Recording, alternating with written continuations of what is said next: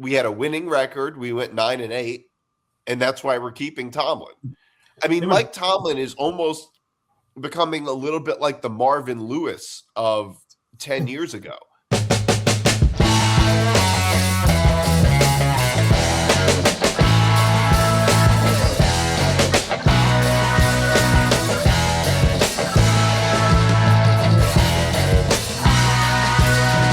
Hey, what's up, everybody? I'm Nick DiMartino. That's Johnny Montalbano. And this is another edition of Moving the Goalposts. You can watch all Empty the Bench shows on youtube.com/ETB Network.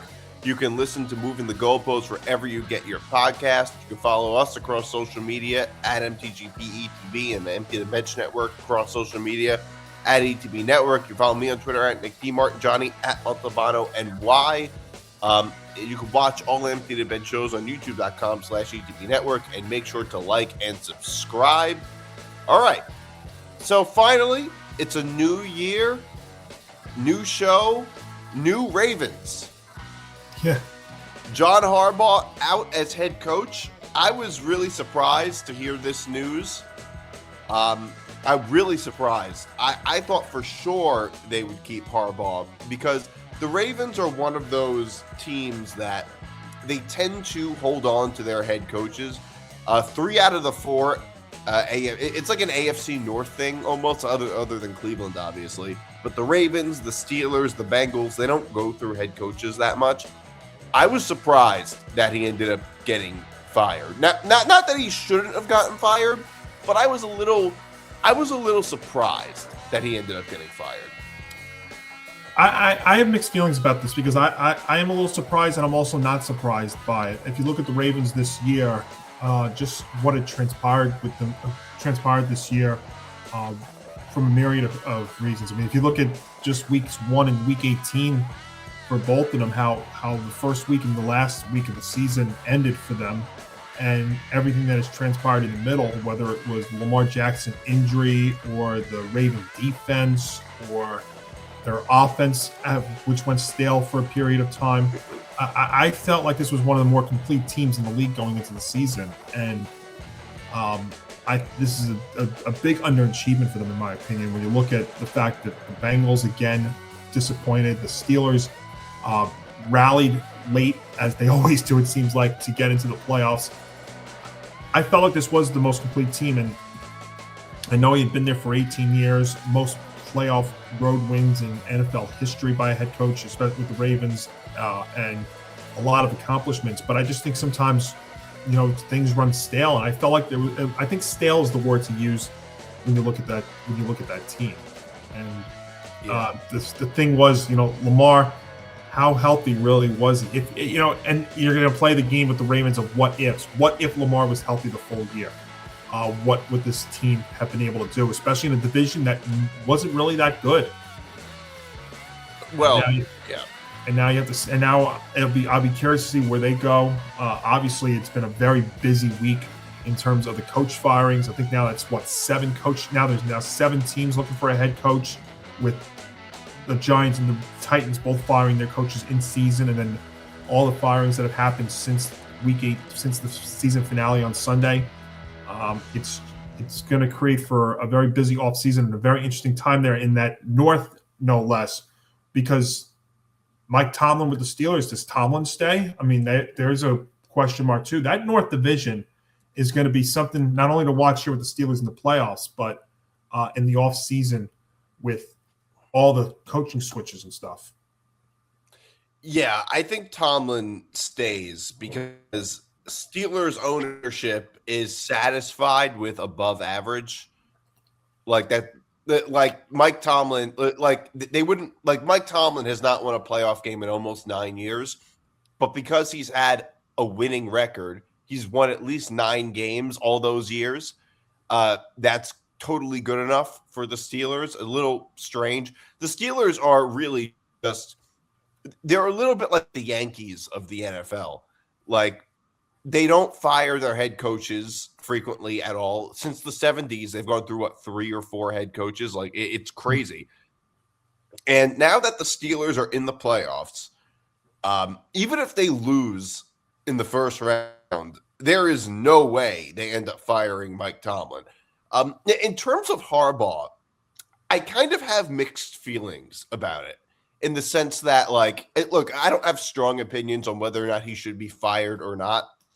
This year was a huge missed opportunity because, yes, it is true that the Ravens, a missed opportunity to make the playoffs, not to actually make a run. It is true that Lamar Jackson was hurt for like half the year, maybe the whole year, for all we know. But this was a better opportunity that they could have had, as good of an opportunity as they could have had. They're in the same division as Joe Burrow, and Joe Burrow was hurt like the whole year. So the way I see it is ownership sees it as a missed opportunity. The other thing is that it almost sometimes seemed like Lamar Jackson and John Harbaugh didn't communicate. Like John Harbaugh would come out and say, well, he'll be back at this time. Lamar Jackson would give a totally different answer. And it's like, you're the head coach. How are you not even communicating with your quarterback? That doesn't even make sense. I think it's a bad look for the head coach. It makes it look like he doesn't have it makes it look like he doesn't have control over the team. And the other thing, which I don't know if this matters or not, but it might, is that Harbaugh is considered a defensive-minded head coach.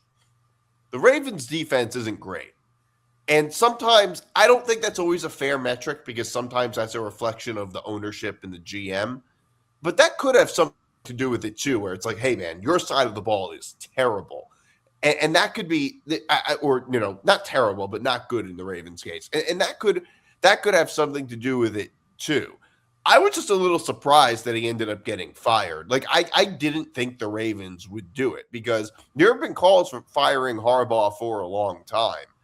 The other way I feel about it is that, like, it's not like Lamar Jackson was healthy the whole year. Like, the Ravens did kind of have a lot of bad luck.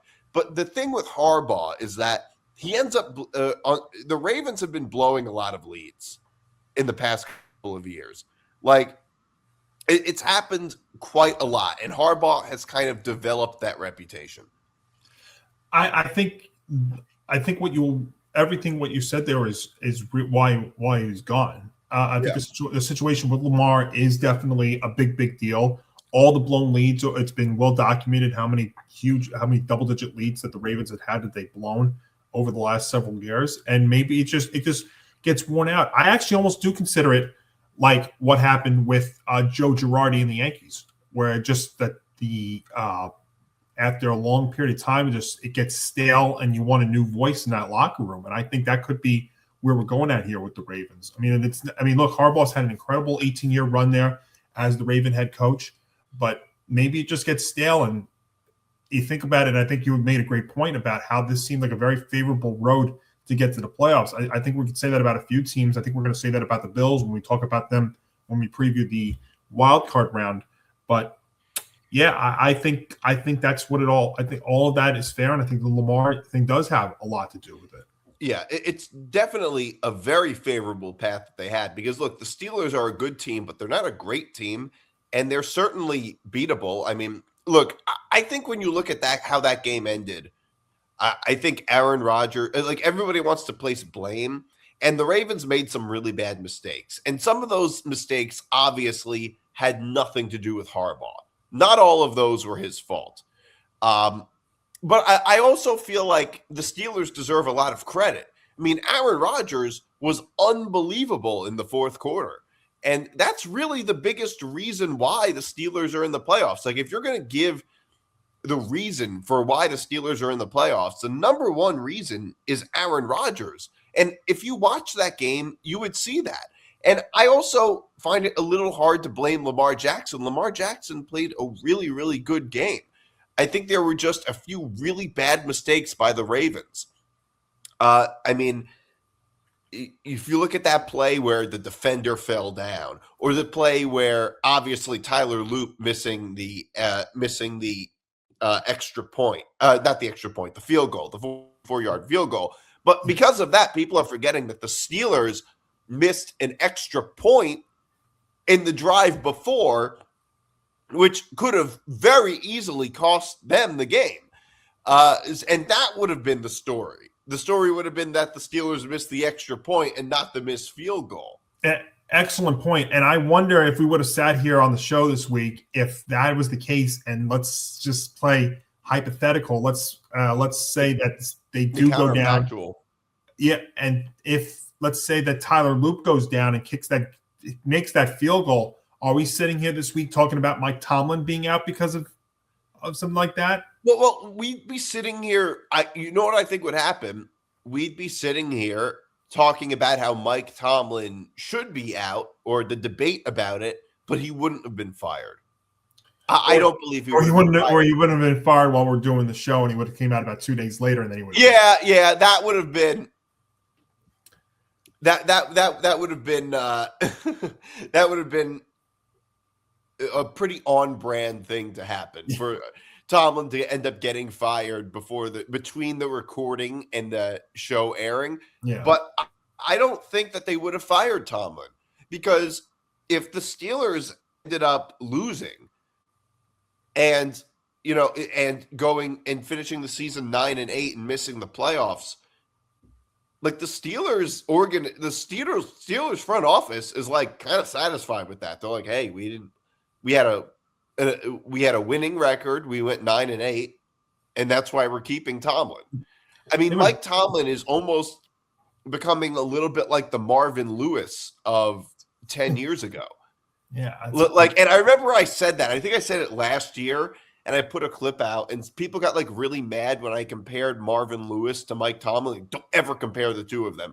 But I mean, I actually think the comparison is I think they're pretty similar. Like if Mike Tomlin was the head coach of the Jets or the Giants, he would have been fired 5 years ago at least. And I'm not saying that would have been the right move, but it's just obvious that I think that most organizations would have fired Tomlin.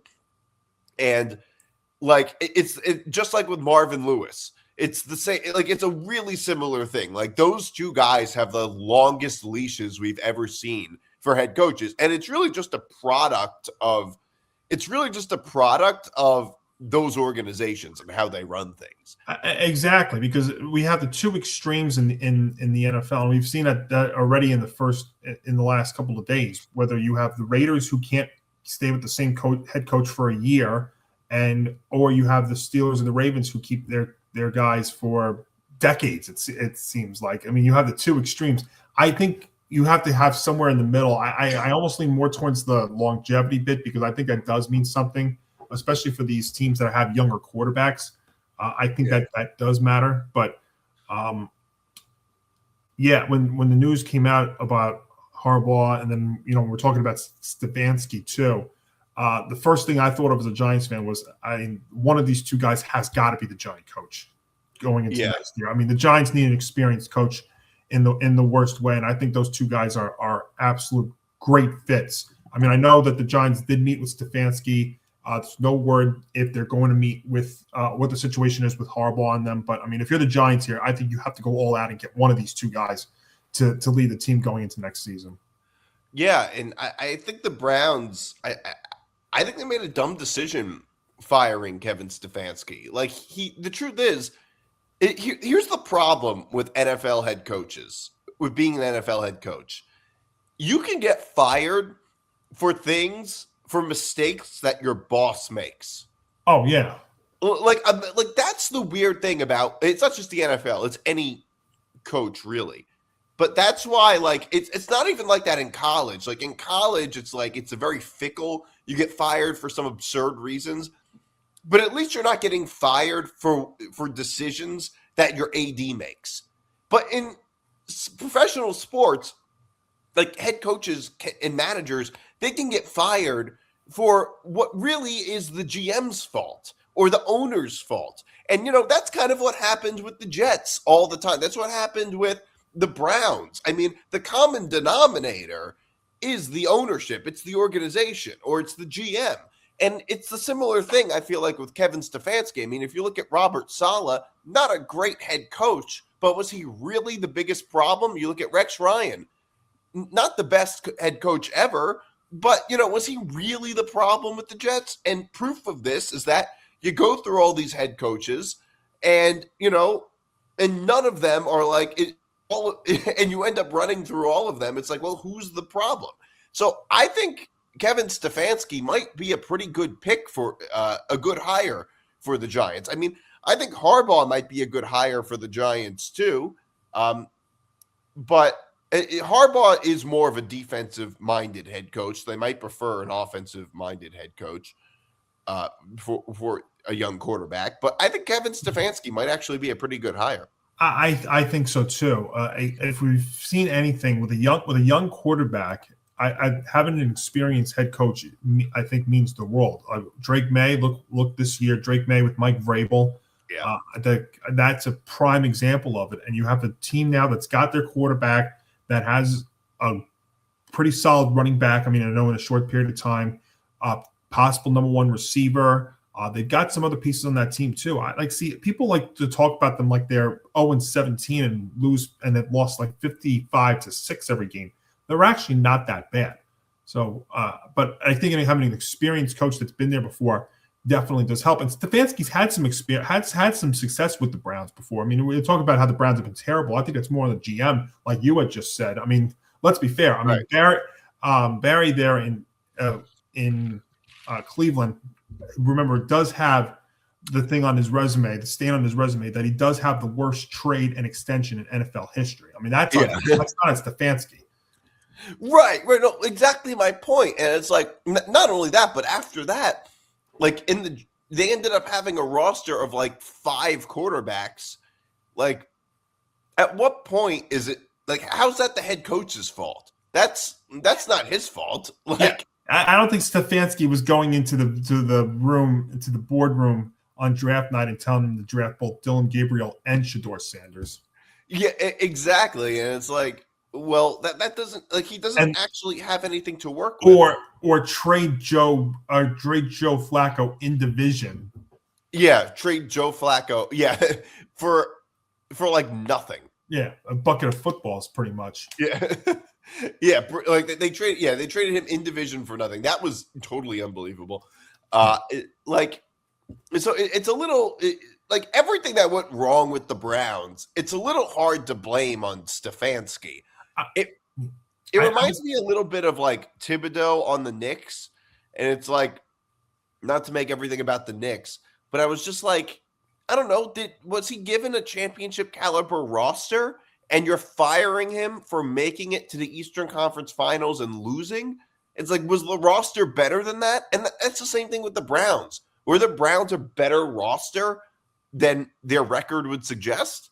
Yeah, I see where you're coming at with that. I think it's a little bit different with the Thibodeau situation, but I mean, at the same time, but when you're going back to the Browns for a second, and I think this is something you want to tie in with the Giants too, because a lot of the talk this week has been about the GMs of both teams, and it's very fair to criticize both of them, but the one saving grace why I think they're both safe is because of the draft this past year. Now, I know when you talk about the Browns, we're talking about the 2 quarterbacks, but their rookie class was actually very good on the field this year, whether it was Junkins, their running back, or a couple of other pieces. Their rookie class was good. And to be fair, when you look at the Giants, their draft was a hit this year between Scadaboo with Dart. And a lot of people, I remember, even on this network, had criticized the Giants for trading back up into the first round to get Dart. And it turns out that might have actually almost been a steal. The Scadaboo thing could potentially be a steal. Malik Neighbors looks like he's going to be solid. He can come back next year. That's why. And the thing is, too, that's where, and I hate to go off on a tangent like this, or go off topic, but I have to get this off my chest because a lot of, again, the anti-Giants media having a field day this week because the Giants didn't end up with the number 1 overall pick. I mean, again, can Scadaboo, let me just relay these names. Jackson Dart wasn't the first overall pick. Cam Scadaboo wasn't the first overall pick. Malik Neighbors wasn't the first overall pick. Andrew Thomas wasn't the first overall pick. So the only thing that the first overall pick would have done for this team is that it would have given them the opportunity to trade down and get more pieces. They could still do that. Maybe they won't get as much, but they could still do that at 5. But then they don't need a quarterback. Yeah, it doesn't. No, I kind of agree. I mean, it doesn't actually matter that they don't have the number 1 pick. Oh, it matters a little, but it doesn't matter that much because they would have traded back. they wouldn't have drafted Mendoza. I know they I wouldn't don't care what have. anybody says. They're not trading Mendoza. I mean, they're not drafting Mendoza and trading Dart. It's the dumbest thing I've heard. Yeah, In a while. because I've heard a lot of dumb things with the anti-Giants media in the last several weeks here. but no, they're not going to end up like no. Jackson Dart is their guy. I think that would be really really dumb if they had traded because nobody's Fernando Mendoza is not a sure thing. We don't know how he's going to pan out. There's no sure things in the draft. You never know. So if you have your guy, you have your guy. If you end up trading him for Mendoza and he ends up being a bust, you can never come back from that. Like that's the worst decision in NFL history. Now, the one thing I will also say though, and this could be the one criticism you also that is kind of legitimate when it comes to Shane, is if the Giants have another subpar year next year, and then they decide to fire Shane next year, then it does not make a lot of sense. Why would you, unless they get the guy like Stefanski or Harbaugh, but why would you allow him to get the head coach and then fire him a year later? Yeah. Now that could be legitimate, and we've seen teams do that before, and it makes no sense. Now that I will give you, and I'll be honest with you, if you look at the Giants' schedule next year, I think the list of opponents, if they don't go out there and get a Stefanski or a Harbaugh, I think they could be in for the subpar year. Their list of opponents next year is not as brutal as this past year, but it's still quite a challenge. I mean, they got to play the NFC West, the AFC South, the NFC, obviously their own division, and then I think their miscellaneous games, the extra games are the Browns and their defense, the Saints, who actually aren't that bad, and the Lions. So, I mean, that's not an easy schedule by any means. Yeah. Like, But I mean, the thing, although for you were talking about like the GM and Jackson Dart. Apparently, Jackson Dart was like Brian Dable was the one pushing to get Jackson Dart. Apparently. Yeah, and look, I mean, I wasn't for firing Brian Dable in season, but the problem was when you blow as many double-digit leads as you did on the road in that short a period of time, there's nothing that could have been done to save him at that point. And and a lot of those games fell squarely on the head coach, or it was on the defense, which Brian Dable doesn't run the defense per se, but he still is in charge of his defensive coordinator. Mm-hmm. And look, like sometimes in some of those games, like against the Broncos, like their defensive setups were terrible. And Brian Dable knew this. All of us as fans knew this, so surely the head coach would know it, and he approved of all of it. Mm-hmm. So a lot of that is on the head coach, and I don't just buy the excuse that like, well, he's in charge of the offense, not the defense. As a head coach, you're in charge of everything. And if fans can see that this defense isn't good, can see that this defensive setup was stupid, then you can see that as a head coach. So I think a lot of those losses were very much on Dable. And we'll see. I mean, this is going to be a very crazy offseason coaching cycle now with 7 teams looking for a head coach, multiple teams now needing new offensive and defensive coordinators. I mean, lost in all this too this week was the fact that the Commanders got rid of both their offensive coordinator and their defensive coordinator. Cliff Kingsbury, by the way, who had a very close connection with Jaden Daniels. So that's very interesting. So something to watch there in Washington. The Lions got rid of their OC, so now they need another OC, third one in 3 years there in Detroit. So we'll find out. It should be a very crazy offseason. Not only do we have a very crazy playoff, but a very crazy offseason looming here for the league. I was actually kind of surprised the Raiders ended up firing Pete Carroll. If anything, I was a little surprised that they didn't make it like a Tom Coughlin type of thing, that they sort of mutually parted ways. I mean, it's a little hard for me. I was really surprised that that's the Raiders season ended up going the way that it did. I thought it would be much better. But I also think it's a little hard to blame all of it on the head coach when Geno Smith reverted back to his old ways. Like, I just don't think they really had the roster. Like, it's hard for me to blame the head coach. Problem is, it's the Raiders. That's what it is. They're too impatient. This is gonna be like their 10th coach in 14 or 15 years. I mean, this is what they do. Yeah. That felt like when they got Carroll, that felt like it was going to be a very short window for them to go for, like 2 or 3 years when they did that, and it felt like but not 1 year. Well, I mean, it had to take something like this to go 3-14. I mean, when Geno Smith looked horrible, I thought that was going to work because they did it in Seattle, and they had some guys they had some pieces on that team. I mean, Brock Powers is a very good tight end. Genti, I think, can still work out to be a good running back, but I mean, that defense besides Max Crosby is terrible. Some other guys on that team, I mean, it seems like they're up there in age. I think they were trying to really just like go for it in 1 or 2 years. And in that division, when you've got the Broncos and the Chiefs and the Chargers, I mean, almost everything has to work out perfectly, and nothing worked out for them this year. Yeah, and talking about the Jets, and there were a lot of talks of firing Aaron Glenn, and I'm not in favor. Like, I feel like you should. I'm not a big believer in firing coaches after one season. Like, I just think you have to give your head coach, especially a guy like Aaron Glenn, who's a first-time head coach, who really, in fairness, didn't have anything to work with anyway. It's not like they gave him a bunch of Hall of Fame players who couldn't do it. But I will say, if any head coach should be fired after 1 year, it would be Aaron Glenn. It's a little hard to fully explain how bad the Jets were without the head coach having something to do with it. I mean, at the point that the season ended, the Jets had to have been the worst team in the league. I mean, the Jets, like, the NFL is like and the Jets aren't the only team, but there's like maybe 4 or 5 teams in the NFL that are legitimately unwatchable, and the Jets are one of them.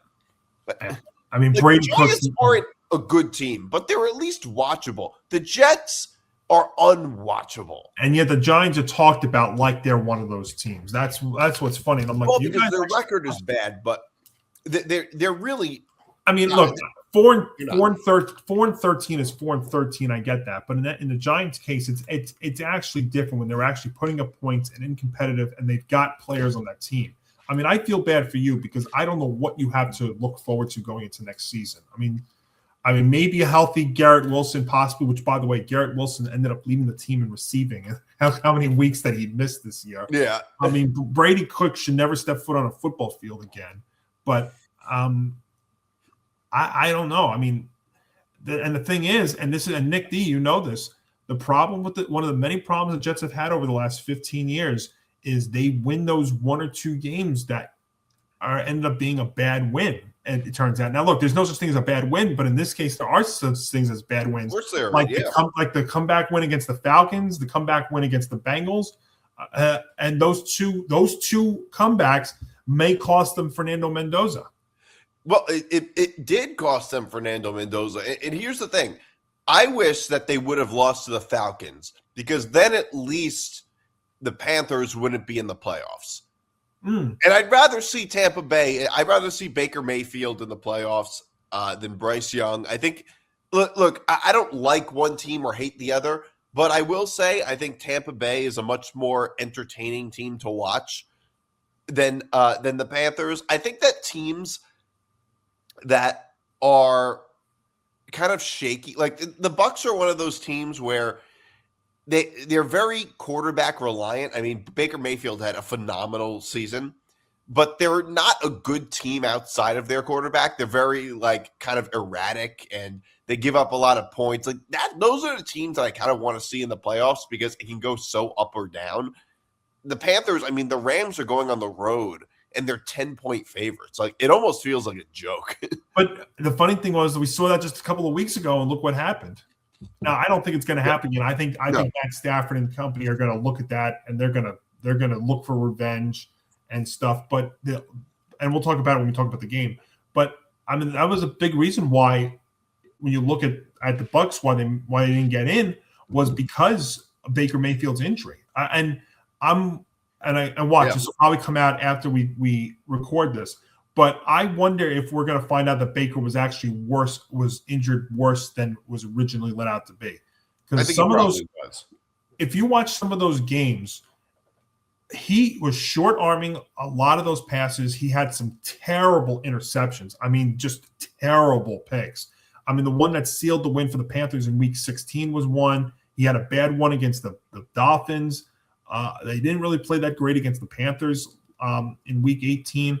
I mean, the way things are, I almost think the Panthers would give the Rams more of a game than the Bucs the way things are looking now. Now, that being said, I think the Rams could still win by 2 scores, but you look at the Panthers, and they do have quality wins at home this year. And they're an under 500 team that hosts the home playoff game. And you have like teams like the Vikings who end up over 500 but finishing last in the North. Well, the Bucs had a terrible December. I mean, they lost 4 of their last 5 games. 4 out of 5 games they lost. And not only that, it was the easiest part of their schedule. And 3 of those in division. Yeah, their division is the easiest part of their schedule because their division is so bad. And ironically, the hottest teams in the division were the 2 that were eliminated from the playoffs early on, the Saints and the Falcons. Well, yeah, the Falcons, they were eliminated from the playoffs on December 7th and ended up tied for first in the division. That's how much of a joke that division is. And by the way, they're going to be looking for a head coach because Raheem Morris got fired on Sunday. So that's another one to watch too with them because, I mean, they have some pieces. Kyle Pitts is a free agent, though. I'll be very interested to see if some team will land him for sure. But yeah, I mean, when you look at the playoffs now, as we transition from the coaching to the playoffs, the one thing though the Panthers do have, when you look at this, is they do have some quality wins at home this year, and I know, and it's going to be what's going to be interesting with this matchup is their offense has faded the last couple of weeks, but the Rams' defense has also faded over the last couple of weeks. Yes. So what is going to transpire, and it's still a cross-country trip. I know it's not an early start time on Saturday, but it's still the Rams having to go cross-country, Panthers playing at home, where they've had some very quality wins at home this year. They've shut out opponents. They've won dramatically at home. They've scored a lot of points at home. So it does give them a slight chance, and that is a huge number. With the Rams are 10.5-point favorites. So it's one thing to watch. I do think, though, that McVay and Stafford, who, by the way, Matt Stafford should win MVP, I think they'll realize that and they will rebound and they will get the job done Saturday. Yeah, well, also, if you look at a team like the Rams and a quarterback like Stafford, a head coach like McVay, just in a playoff position, it's night and day if you look at the experience that they have and who's better built for a playoff game. Obviously, it's going to be the Rams. But and I cooled off on the Rams a little bit. I would say maybe a month or 2 ago, I would have told you that the Rams are the best team in the NFL. And I don't think that anymore, obviously, and the biggest problem that the Rams have is that they don't travel well. They don't travel well, and they end up losing a lot of these games on the road to teams that are just clearly inferior to them, like the Falcons and the Panthers. And that, I think, could be a little bit of an issue. The Panthers beating the Rams twice in the same season feels a little crazy to me. I agree, and I think for the Rams, I think it was critical for them to win Sunday because I think if they would have ended up facing the Eagles, I think they would not have gotten past the Eagles. I think that would have been a bad matchup for them. So at least I think they could get out of here. The only question is, will they win by more than 11? But will they win by at least 11 points? At least for us, I think they will. There's a little bit of hesitancy because of the road thing, but I think experience does play a big role in all of this. Well, just think of it this way: the Panthers, they kind of stumbled into the playoffs. Their season didn't end very well. They did beat the Bucs at home, like you said, probably a not healthy Baker Mayfield. And the Bucs towards the end of the season were without question a below average team. So if you look at the Panthers December, they lost to the Saints. They did beat the Bucs. They lost by a pretty big margin to Seattle, and they lost to the Bucs. So it's like, the one thing are the Panthers in good form right now? I would say they probably are. I don't see, but the thing is, I don't think offensively they're in good form. Defensively, the thing with that game against the Seahawks, I think the final score of that game was a little bit misleading because they were in that, and their defense actually didn't play that bad.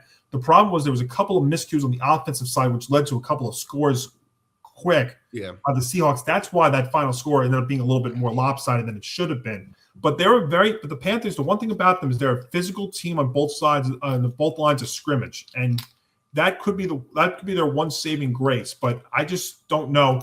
I mean, can Bryce Young throw on that secondary? Because that could be the one thing he's got. But I just don't know if Bryce Young can get the deep ball. I don't see him make. Yeah. I mean, he can't. That's the way, if you want to beat the Rams, would be to play the deep ball. I just don't know if Bryce has that ability to do that. They're more of a dink and dunk kind of team. I mean, I know they've got some guys like Coker and McMillan, but I just don't know if he can throw deep, because I just don't know if he has that ability to. And that's the way I think you'd be able to do it. And look, going into the playoffs, you just don't want a quarterback that doesn't have much of a deep ball. I mean, if you want to talk about a guy who can throw a deep ball, Stafford does it as good as anybody. Yeah, great. And I'm not saying that's the only thing that matters, but like, you don't want to have a dink and dunk team going into the playoffs playing a team like the Rams. Like that puts, I think it just puts them at a huge disadvantage.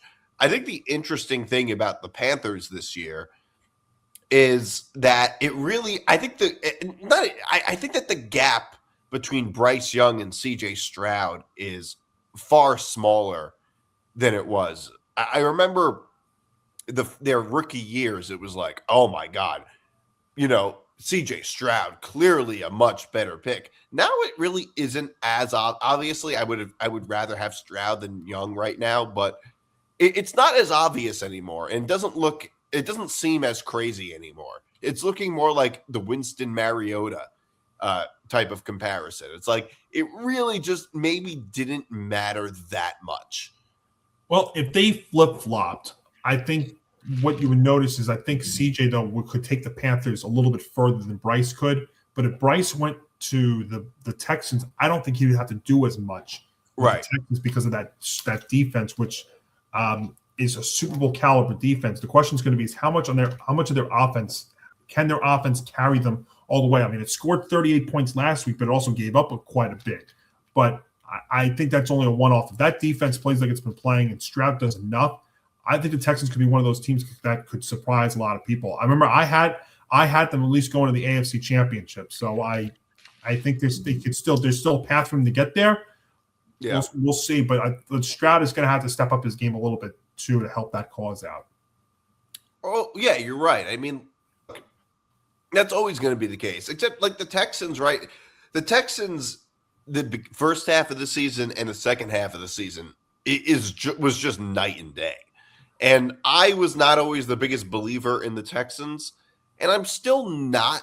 But look, they have a nickname level defense, and their offense has struggled for much of the year, which has been their biggest problem. But their offense is not the best, but it's at least good enough.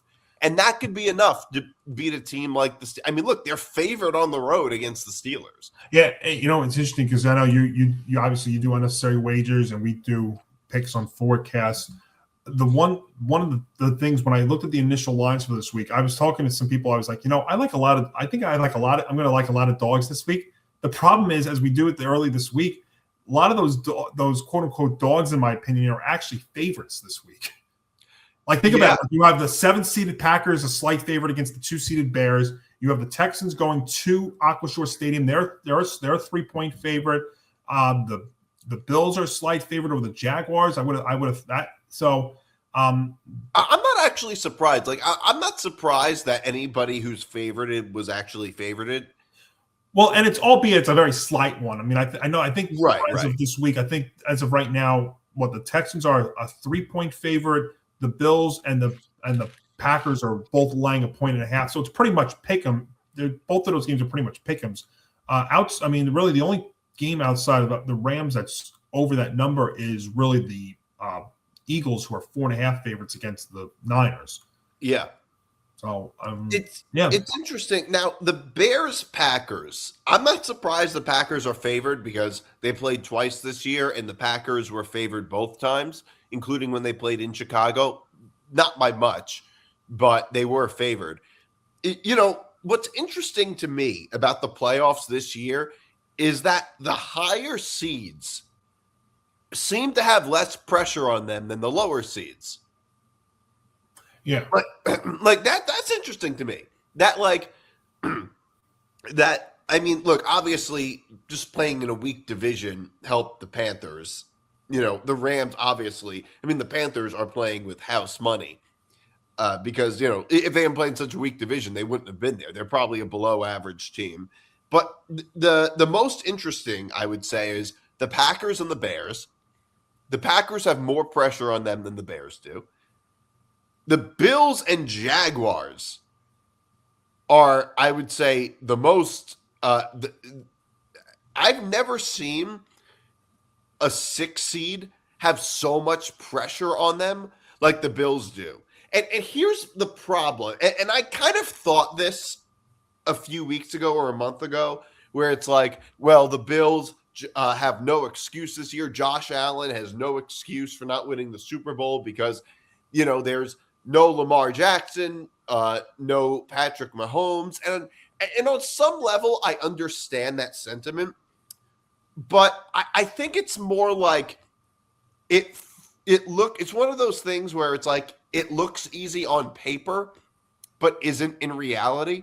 I mean, they're going on the road to play Jacksonville, and you can argue that the Jaguars, from how they look now, are the best team in the NFL.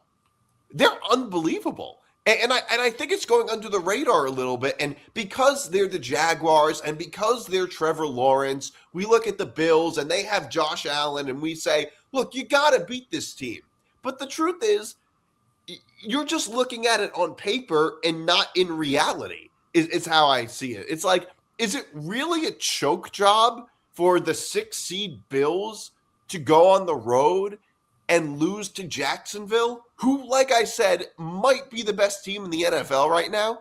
I don't think that's such an easy game. The Bills have a lot of tough games. They're not going to be they're probably won't even play a home game the whole playoffs. So I just don't really view it that way.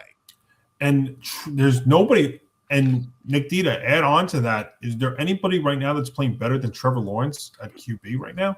And no. I mean, this really all started for him when they got Jacoby Myers.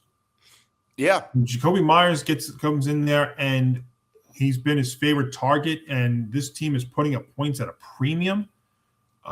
They're blowing out teams. They're scoring a lot. I mean, Lawrence is playing like the best football of his career. I mean, this is what Trevor Lawrence we saw in his second year. Yeah. Or really right after they got Urban Meyer. Once they got rid of Urban Meyer, that last game, week 18 of his rookie season, he took off. And then in his second year, his first full year with Doug Peterson, when they won, 12 or 13 games, had the home playoff game against the Chargers, fell behind 27-0, and came back and won in epic fashion. I mean, that was great. I think the problem for Lawrence, and it doesn't get talked about enough, is that he wasn't really healthy the last couple of years. In year 3, he had been dealing with injury after injury that he was trying to play through. You can almost compare it to Lamar Jackson in his third year because he had injury after injury, and then he gets the concussion last year. And then this year, kind of a slow start. Again, the question marks come out. New head coach in Liam Cohen. But when they make the trade for Jacoby Meyer, which kind of was an under-the-radar type move, once they got him, this Jaguar offense got taken off to the next step, and also it helps to have, they had a 2-headed running attack for a little bit with obviously his Clemson buddy, Travis Etienne. They had Tootin, who was really good until he got hurt. But I mean, that team, Parker Washington has come up as a nice target for him at the receiving side. Brandon Strange, their tight end, has been very solid. I know that because of 2 guys I was looking at in fantasy this year. So, I mean, this team's got offense, and their offensive line's been good. Their defensive lines, they can get to the quarterback with Josh Hines-Allen and others. So this team, I think you're right. I think we're always talking about the Bills, but we're not talking enough about the Jaguars. Yeah, but it's one of those things where it's just like, first of all, I think that judging quarterbacks individually by wins and losses, I can't stand it because it's lazy. I don't like lazy analysis. It's obviously, it's like just judging NBA players by how many rings they win or just judging by looking at the box score and not actually watching the game. It's like I care about nuance, and I don't judge quarterbacks just by wins and losses. I care about individual performance if I'm talking about quarterbacks, like individual players, just like we do with any other position. And I just don't think, like, I understand Josh Allen has a lot of pressure on him, but I don't have the whole view of like, well, it's an excuse, or he has no more excuses. First of all, I don't use the term excuses because that's not really what an excuse is. An excuse is like being late to work all the time and blaming the trains. Like, that's an excuse. But the excuse of, but if a quarterback throws for like 300 yards and 2 touchdowns, or has a lot of the performances that Josh Allen has had in the playoffs and his team loses, and you say, look, Josh Allen's not really the problem here. Look how amazing he played. People say that's an excuse, but it's not, because you know what? Josh Allen doesn't play defense. He doesn't play special teams. The quarterback doesn't do absolutely everything on the field. That's not an excuse. That's just looking at the reality. If Josh Allen is not quarterbacking the Bills this year, the Bills are a 4 or 5 win team. The Bills are one of those unwatchable teams without Allen. I mean, that they have the 31st ranked run defense. The defense has not been good at times this year. That's why I'll be honest with you. I think this game Sunday, Bills Jaguars, I think could be the highest scoring game of the weekend. Yeah, the total is expressing that. And I'll tell you right now, I love the over. Look, I love this game. 52.5 is the total, I think, as of right now. I'm absolutely hammering the over in this one. I think this game's going to be. I think so too. It's going to be chaotic because the Bills are a chaotic team. The interesting thing about the Bills, and the interesting thing about this game, is that I think it is a perfect microcosm of this season. That you have, like, just nobody expected the Jaguars to be even close to as good as they were. And the Bills are like, all the teams with like the best quarterbacks, those teams are not like they're not the best. This is the first time where we've seen teams with the absolute best quarterbacks. 3 of them didn't even make the playoffs. Like it's one of the first times we've seen that, which I think is a little like just so strange about this season. And the thing too is, this is a very rare thing for Allen to have to go on the road in the wild card. So yeah. But he gets to go down to sunny Florida, Jacksonville, Florida, where it'll be sunny in the 60s at kickoff on Sunday. Now, if he was playing Saturday, it'd be 80 degrees at kickoff, but still sunny and low to mid 60s at kickoff. I mean, can't you just see this being going back and forth and being a very entertaining game there at 1 o'clock on Sunday? I'm going to kick back and relax. I think this game, somebody's going to get to 30 points for sure. I think they both can get very close to it. I think the problem is I'm going to miss it. And here's the thing. Here's the thing.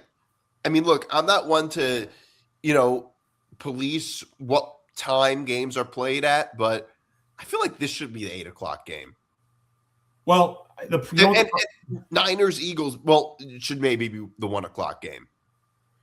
I think, though, it's almost unfair to the Niners. You're right. That's the only problem. I think by process of elimination, I would have loved to. I think Packers Bears should have been one, but they're never going to put those 2, especially the oldest rivalry, which, by the way, is crazy. It's only the 3rd time they've ever met in the playoffs. It'll only be the 3rd time they've ever met in the playoffs. But you have the oldest rivalry, and that game is going to be on Amazon Prime Saturday night. I think by process of elimination, that seems to be the only game you can put at 1 o'clock. Because I would have said Rams Panthers, but then again, that's not fair to the Rams, so you can't do that. So right. No, I totally agree. And obviously, you can't put them on Monday at 8 o'clock because it's got to be that 4-5 matchup. So that's why you have to. So basically, by process of elimination, that's why this one ends up being at 1 o'clock. And I'm a Jet fan and everything, and obviously, there's 2 former Jets in the playoffs this year. And I don't ever root against ex-Jets unless I really hate them. I have a reason to hate them because I just – and the reason I'm actually rooting for Darnold and Rodgers is not because they're former Jets. It has nothing to do with that. I think if Darnold were to win a Super Bowl, that would be a really, really cool story. Like, really a good underdog story if you think about it.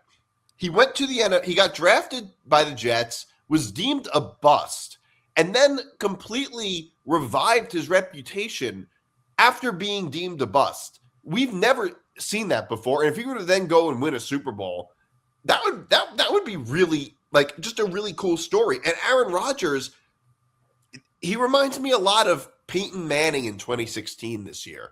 Peyton Manning from exactly 10 years ago. All-time great player, but only won one Super Bowl and was always criticized for it, I think kind of stupidly in both cases, for only winning one Super Bowl. To me, that's like when people that would be like saying David Chase only has one hit TV show. Like it just sounds kind of silly. But like either one of those would be really cool stories. But think about this.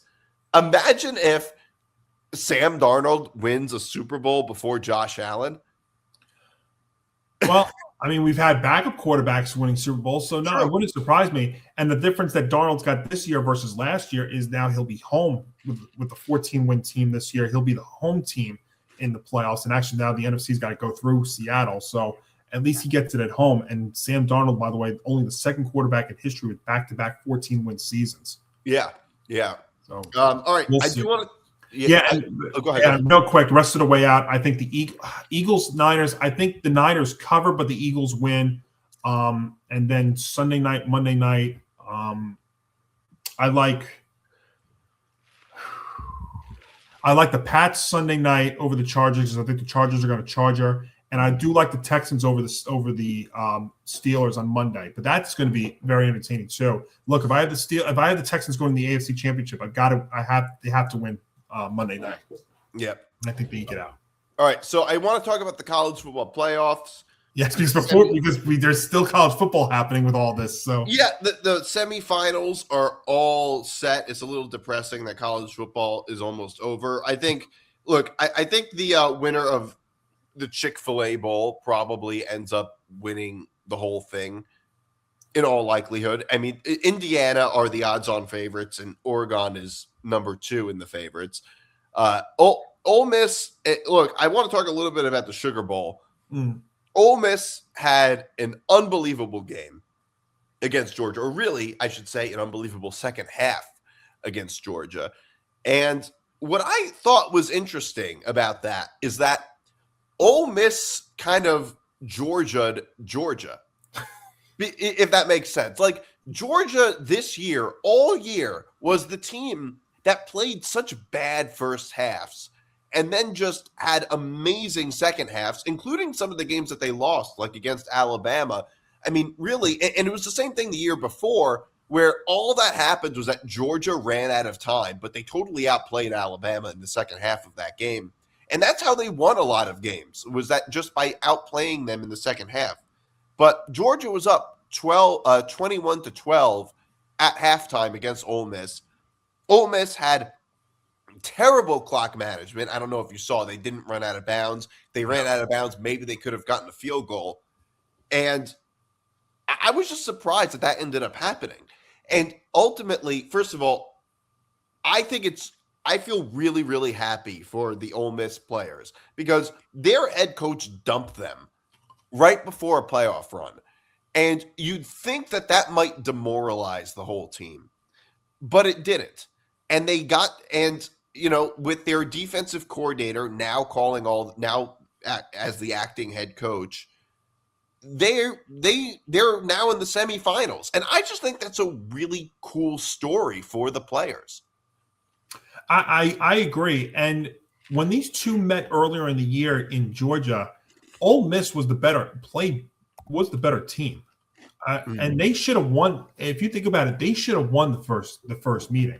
If it wasn't for, I think it was Georgia converting a fourth down play in the fourth quarter, and then taking off from there. And I remember because it was a run play, and Ole Miss had the running back tackled, and he broke out of it and got the first down, and then they took off from there. If they don't get that first down, I think Ole Miss would have beat them the first time. So I wasn't really that surprised. I mean, again, a lot of the talk was because Kiffin was gone. How are they going to respond to that? And they looked a little rusty in the beginning and almost at times outmatched. I mean, that fumble that Georgia recovered to go up 21-12. I actually went to bed because I fell asleep because I had to be up early the next morning after that play. And I was like, oh, that might be it. But how Chambliss and them rallied in the second half to come back and beat them is remarkable. Because, like you said, a lot of teams, we've seen it before when coaches and stuff leave or when players opt out of the bowl games because they're going to go pro and they rather prefer to prepare for the draft. It could be demoralizing. And on their end, I mean, Chambliss stepped up his game and the rest of the team was phenomenal. And I think it just see Georgia to me, and you know this because you and I have disagreed on this. I haven't been as high on the Bulldogs this year as you've been, but I mean, I'd say I was high on them late in the season, and I had pretty good reason to believe that. Georgia, go ahead. No, because I think you and I are gonna say the same thing. As far as Georgia, like what we thought about them, but yeah, just it's a remarkable job. And I mean, think about now you have a semifinal now with no Ohio State, no Georgia, no Alabama. I mean, it's different, it's wild, but at the same time, it's also pretty cool.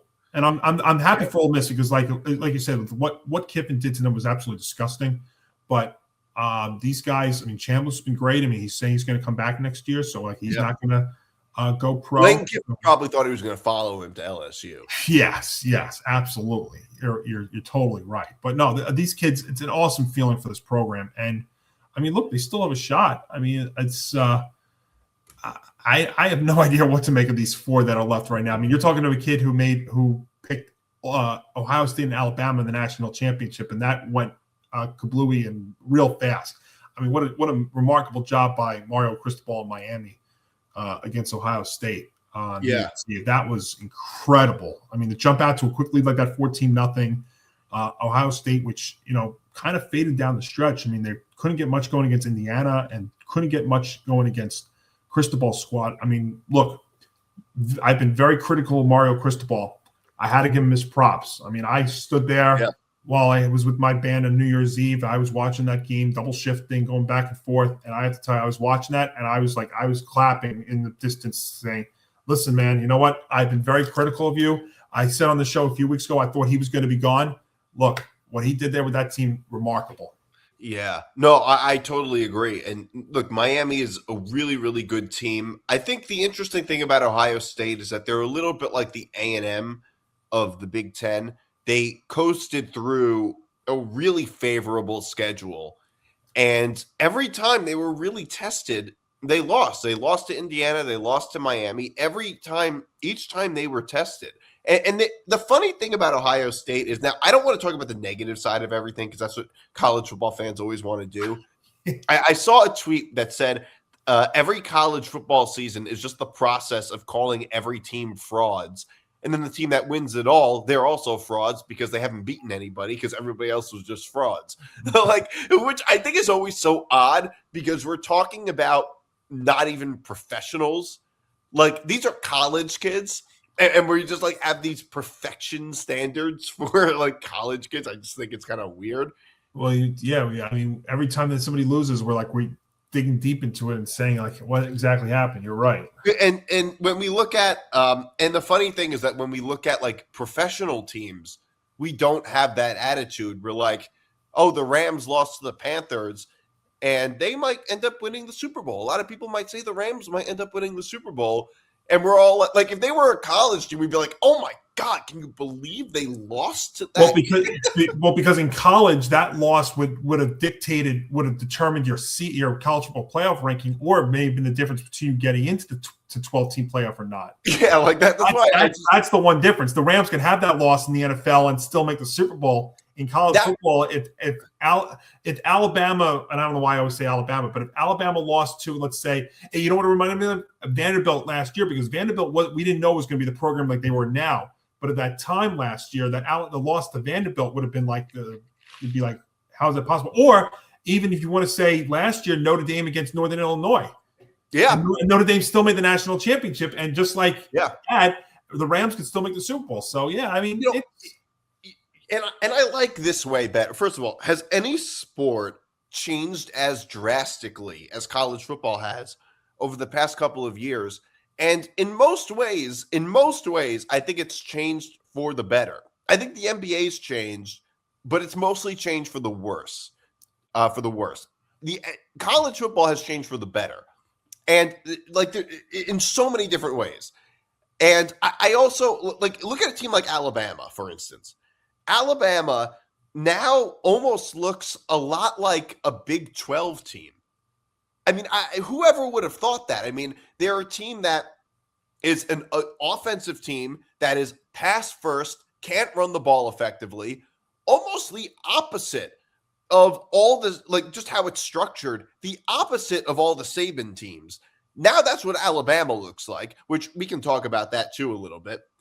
But also the way, if you look at Curt Cignetti at Indiana, has any college coach changed the landscape of college football as drastically as Curt Cignetti has at Indiana? I mean, the job that he did at that he's done at Indiana is like not comparable to anything we've ever seen.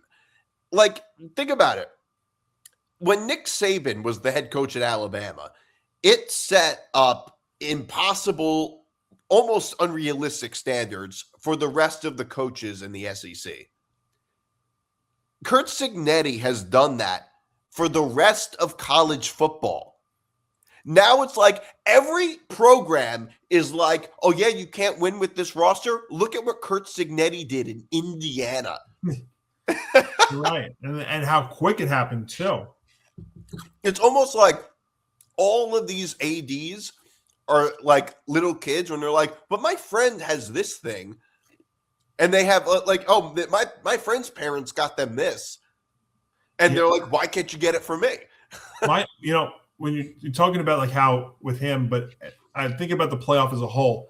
The only thing that's got me a little worried about this is I'm hoping that the committee and the NCAA doesn't overreact to what we've seen over the last couple of years, and that the top teams that have gotten that first round bye have lost in the second round.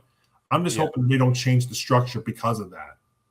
I don't think they will. I agree. But the only way they could do that is that they would have to go to a 16-team playoff. And I think that could be eventually like 5 years or so from now. I just hope they don't overreact to it, because you've been hearing the reports of how they've been overreacting to the playoff, the 12-team playoff as a whole the first 2 years. And I'm just hoping they don't overreact to that and make this a 16-team. Well, here's the problem. I'm not a big believer that more is always better. I think that Josh Pate was talking about this, and he was saying, look, if nobody's complaining that they didn't get into the playoff, then the playoff expanded too much. And he's right. Mm-hmm. There needs to be a middle ground. Like if the first 2 or 3 teams that are out of the playoffs are just like, yeah, we didn't really deserve it anyway, that means you expanded it way too much. Not that I'd be okay with a 16-team playoff because – look, college football is still by far the most selective playoff of all of them that exist in college and professional sports, or at least that I know of. I don't know everything about every other sport, but it's probably true. Well, no, you're right. It is the best of them all. It's still as crazy as the last couple of years have been. It's still the best structured sport. It's still the best of all of them. Well, I don't think it's the best structured sport, but I think it's the best sport, if that makes sense. It's the most because how many weeks there are. Yeah. I think it's we can say that we want more, but I mean it is like it's perfect because every week means something. Yeah, like it's the most fun. First of all, the games are the most fun to watch. And the truth is, there's a lot of bad college football games, but we don't have to watch them because there's a whole bunch of other games going on. Just overall, college football Saturday is my favorite day. I like it more than NFL Sunday. And it's also more fun to follow. Like we get debates every week, every year that you just don't get in the NFL. Like when we talk about rankings, that's the most fun thing to talk about in sports. We don't get that in the NFL. Like there's no debate over who's the top ranked team in the NFL. Nobody cares. It's just standings. Like that's what makes college football so great. And it's only about a quarter of the Saturdays out of a 52-week calendar year that you get. Well, I was thinking about this, and the thing with sports is that I've come to the conclusion that I think less is actually more. The most, like if you look at the sports that I like the most in order, it's almost exactly what I get less of. Like I love college football. That's my favorite. Then the NFL, then the NBA, then baseball. That's like in order of like, what I get the most of, I like the least. Like, no, that's a very valid point. Less is more. Yeah, and if you look at the NFL this year and week 18, it's like the first slate of games was terrible. Well, that's the thing. Week 18, and there was a tweet about this, and I forget from what source. They said week 18 shaping up to be a dud. And to be honest with you, most of week 18 is a dud. I mean, actually, really, it was also because ESPN got 2 solid games on Saturday, and that set up and that's why Sunday was, for the most part, was a dud. Outside of the Sunday night game, it was really, if you think about it, it was the 2 Saturday games that ESPN had and the Sunday night game that really was great. Outside of that, everything else was, not as big. So, but we'll see. I mean, we're about to start, as this show premieres, an epic 5-day slate, 2 college games, one Friday, one Thursday, one Friday, and then 3 days worth of wild card football. So, should be absolutely epic. Yeah. All right. That's our show this week. Thanks for tuning in, everybody. I'm Nick DiMartino. That's Johnny Montalbano. This was Moving the Goalposts. See you guys next week. We'll see you next week.